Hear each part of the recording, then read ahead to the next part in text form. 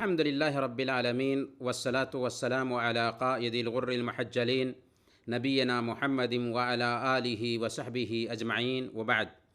فأعوذ بالله السميع العليم من الشيطان الرجيم.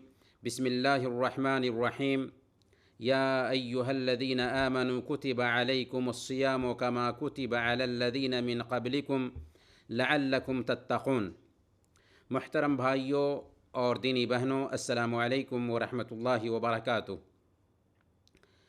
سب سے پہلے ہم اپنا نیک جذبہ آپ تک پہنچانا چاہیں گے کہ ہمیں آپ سب سے اللہ کے لیے محبت ہے، اور اس محبت کے طفیل اللہ رب العالمین سے ہم دعا کرتے ہیں کہ الہ العالمین تو ہم سب کے مسائل حل فرما، ہماری آل و اولاد کی حفاظت فرما، جو لوگ پریشان حال ہیں ان کی پریشانی کو دور فرما دے، اور ہم سب کو کل قیامت کے دن اپنے عرش کا سایہ نصیب فرما، جس دن تیرے سایہ کے علاوہ کوئی اور سایہ نہ ہوگا، آمین یا رب العالمین۔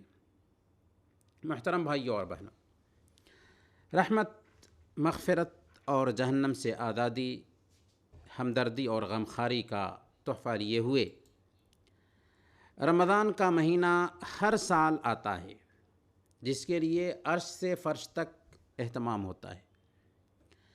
جس مہینہ کہ آتے ہی جنت کے دروازے کھول دیے جاتے ہیں، جہنم کے دروازے بند کر دیے جاتے ہیں، سرکش شیاطین قید کر دیے جاتے ہیں، اور نیکیوں کے اجر و ثواب میں اضافہ کر دیا جاتا ہے، دعائیں قبول ہوتی ہیں، اور اس کی ہر رات یہ اعلان ہوتا ہے کہ یا باغی الخیر اقبل و یا باغی الشر اقصر، اے بھلائیوں کے چاہنے والے آگے بڑھو، اور اے برائیوں کے رسیا اب تو بس کرو۔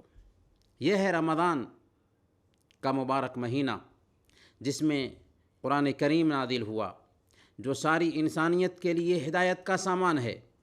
اسی مہینے میں شب قدر ہوتی ہے، جس کی ایک رات 1000 مہینوں یعنی 83 سال 4 مہینوں سے افضل ہے۔ یہ مہینہ نہایت ہی اہمیت کا حامل مہینہ ہے، جس میں ہر طرف نیکیوں کا دور دورہ ہوتا ہے، گویا یہ مبارک مہینہ نیکیوں کا موسم بہار ہو۔ جو شخص اس مہینے کے خیر سے محروم رہا، وہ حقیقت میں محروم انسان ہے، بلکہ جبریل امین نے ایسے انسان پر لعنت بھیجی ہے، بد دعا فرمائی ہے، جو رمضان کا مبارک مہینہ پاتا ہے اور اپنی مغفرت نہیں کرا پاتا۔ چنانچہ طبرانی کی روایت ہے، اور اس حدیث کو علامہ البانی نے صحیح الجامع میں صحیح کہا ہے۔ حضرت جابر بن سمرہ رضی اللہ تعالی عنہ بیان کرتے ہیں کہ اللہ کے رسول صلی اللہ علیہ وسلم ایک دن ممبر پر چڑھے اور کہا آمین آمین آمین۔ صحابہ کرام چونکہ نیکیوں کے رسیا تھے اور خلاف معمول کوئی چیز دیکھتے تھے تو پوچھ دیتے تھے، چنانچہ صحابہ کرام نے اللہ کے نبی صلی اللہ علیہ وسلم کے آمین آمین آمین کہنے کی وجہ پوچھی، تو آپ نے فرمایا کہ جبریل امین آئے تھے اور انہوں نے کہا کہ جس نے اپنے ماں باپ کو یا ان میں سے کسی ایک کو بڑھاپے میں پایا اور مر گیا، جہنم میں داخل ہوا، تو اللہ تعالیٰ اسے اپنی رحمت سے دور کرے۔ کہیے آمین۔ میں نے آمین کہا۔ پھر فرمایا کہ اے محمد صلی اللہ علیہ وسلم، جس نے رمضان کے مہینے کو پایا اور مر گیا اور اس کی مغفرت نہ ہو سکی، وہ جہنم میں گیا، تو اللہ اس کو اپنی رحمت سے دور کرے، کہیے آمین۔ چنانچہ میں نے آمین کہا۔ پھر کہا کہ جس نے آپ کا نام سنا اور آپ پر درود نہ بھیجا، مر گیا اور جہنم میں گیا، اللہ اس کو اپنی رحمت سے دور کرے، کہیے آمین۔ چنانچہ میں نے کہا آمین۔ تو آپ غور کیجیے اس حدیث پر کہ ایسا انسان جو رمضان کے مہینہ کو پاتا ہے اور اس کی مغفرت نہیں ہوتی، جبریل امین نے ایسے انسان پہ بد دعا فرمائی ہے، اور رحمت للعالمین نے آمین کہا ہے۔ محترم بھائیوں اور بہنوں، نیکیوں کے اس موسم بہار میں ایک مسلمان بہت سارے نیک اعمال انجام دیتا ہے، لیکن ان سارے نیک اعمال میں سب سے زیادہ اہمیت رکھنے والا عمل روزہ رکھنا ہے۔ رمضان کا یہ روزہ ہر مسلمان مرد و عورت پر فرض ہے۔ اللہ رب العالمین نے سورہ بقرہ میں ارشاد فرمایا آیت نمبر 183، یا ایھا الذین آمنوا کتب علیکم الصیام کما کتب علی الذین من قبلکم لعلکم تتقون، اے ایمان والو تم پر روزے فرض کیے گئے ہیں جس طرح تم سے پہلے لوگوں پر روزے فرض کیے گئے تھے۔ کیوں فرض کیے گئے؟ لعلکم تتقون، تاکہ تمہارے اندر تقوی آ جائے، تاکہ تم پرہیزگار بن جاؤ، تقوی کی راہ پر گامزن ہو جاؤ۔ روزے کی فرضیت شعبان سن 2 ہجری میں ہوئی، اور نبی اکرم صلی اللہ علیہ وسلم نے اپنی پاکیزہ زندگی میں 9 بار رمضان کے روزے رکھے۔ رمضان کا یہ روزہ اسلام کے 5 اہم پلرز میں سے ایک پلر ہے، ایک رکن ہے، اور اس روزے کی اہمیت مختلف انداز میں اللہ کے نبی صلی اللہ علیہ وسلم نے بیان کی ہے۔ صحیح بخاری اور مسلم کی روایت ہے، اللہ کے نبی صلی اللہ علیہ وسلم نے ارشاد فرمایا، من صام رمضان ایمانا و احتسابا غفر له ما تقدم من ذنبه، جس کسی نے بھی ایمان کی حالت میں اور ثواب کی نیت سے رمضان کے روزے رکھے، اس کے پچھلے سارے گناہ معاف کر دیے جاتے ہیں۔ سبحان اللہ، کیا اعداد ہے ایسے لوگوں کے لیے جو ایمان کے ساتھ اور ثواب کی نیت سے رمضان کا روزہ رکھتے ہیں۔ روزے کا ثواب بھی انگنت ہے، بے شمار ہے، اس کا اجر صرف اللہ رب العالمین کو ہی معلوم ہے۔ صحیح مسلم کی روایت ہے، اللہ کے نبی صلی اللہ علیہ وسلم نے ارشاد فرمایا کہ آدم کی اولاد کا ہر نیک عمل کئی گنا تک بڑھا کر دیا جاتا ہے۔ ایک نیکی 10 نیکیوں کے برابر، یہاں تک کہ 700 گنا تک بڑھا کر دی جاتی ہے۔ ایک نیکی کریں، 10 سے لے کر کے 700 گنا تک بڑھا کر کے اللہ رب العالمین دیتا ہے۔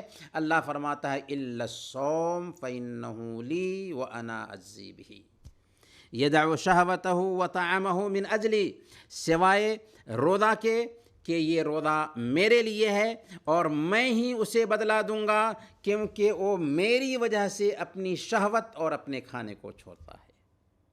اس سے اندازہ لگائیں کہ رمضان کے روزے کی کتنی اہمیت ہے کہ اللہ رب العالمین ہر عمل کا، ایک عمل ہے تو 10 سے لے کر 700 گنا تک ثواب دیتا ہے، لیکن روزہ کے بارے میں کہا کہ نہیں، یہ روزہ میرے لیے رکھا گیا ہے، اس لیے میں جتنا چاہوں گا اجر و ثواب دوں گا، کیونکہ روزے کا اجر و ثواب زیادہ ہے اور اس کی مقدار کا علم اللہ رب العالمین کو ہی پتہ ہے۔ اس لیے روزہ دار جب قیامت کے دن اللہ سے ملے گا اور اسے روزے کا ثواب دیا جائے گا تو بہت زیادہ اس کو خوشی ہوگی۔ اس لیے بخاری اور مسلم کی روایت ہے، اللہ کے نبی صلی اللہ علیہ وسلم نے ارشاد فرمایا کہ روزے دار کے لیے 2 خوشیاں ہیں، ایک افطار کے وقت اور دوسری اللہ رب العالمین سے ملاقات کے وقت۔ اسی لیے روزے دار کے لیے اللہ رب العالمین نے ایک دروازہ خاص کیا ہے، اس دروازے کا نام باب الریان ہے۔ جنت میں ایک دروازہ خاص کیا، اس دروازہ سے روزے دار ہی داخل ہوں گے۔ جب روزے دار داخل ہو جائیں گے تو وہ دروازہ بند کر دیا جائے گا۔ اس سے ہم روزے کی اہمیت کو سمجھ سکتے ہیں، اور یہ روزہ ہے جو کل قیامت کے دن ہمارے حق میں سفارش بھی کرنے والا ہے، اور اس کی سفارش بھی قبول کی جائے گی۔ مستدرک حاکم کی روایت ہے، اللہ کے نبی صلی اللہ علیہ وسلم نے ارشاد فرمایا، الصیام والقرآن یشفعان للعبد یوم القیامہ، کہ روزے اور قرآن دونوں کے دونوں بندے کے لیے قیامت کے دن سفارش کرنے والے ہیں۔ یقول الصیام، اے رب منعته الطعام والشہوات بالنہار فشفعنی فیہ، کہ اے اللہ میں نے اس بندے کو کھانے سے اور شہوتوں سے دن میں روکے رکھا، لہذا تو اس کے حق میں میری سفارش قبول فرما لے۔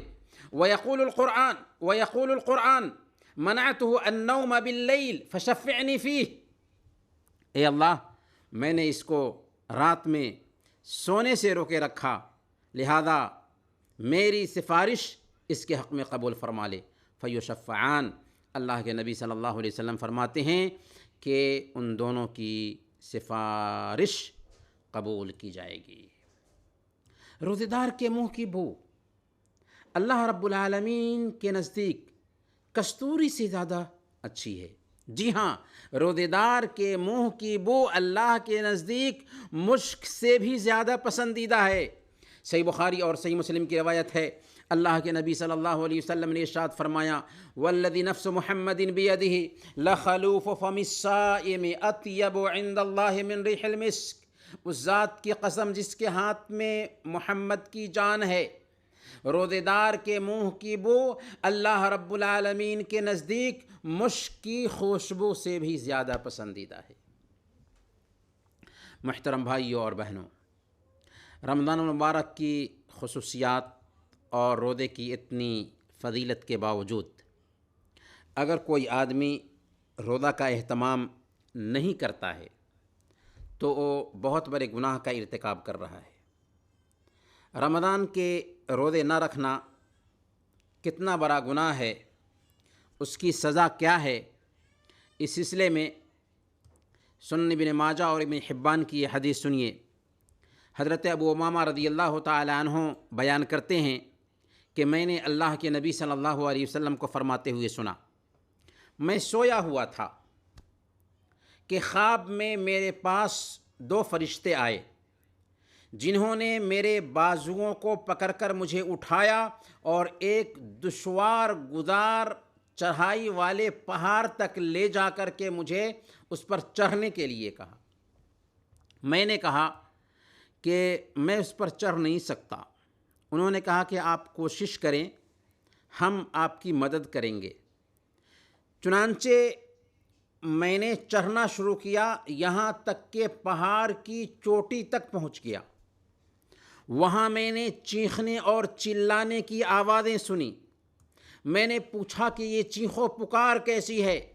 انہوں نے جواب دیا کہ یہ جہنمیوں کی چیخ و پکار ہے۔ پھر مجھے آگے لے جایا گیا جہاں میں نے کچھ لوگوں کو الٹا لٹکتے ہوئے دیکھا جن کی باچھیں چیر دی گئی تھیں اور ان سے خون بہہ رہا تھا۔ کچھ لوگوں کو الٹا لٹکے ہوئے دیکھا جن کی باچھیں چیر دی گئی تھیں اور ان سے خون بہہ رہا تھا۔ میں نے پوچھا کہ یہ کون لوگ ہیں؟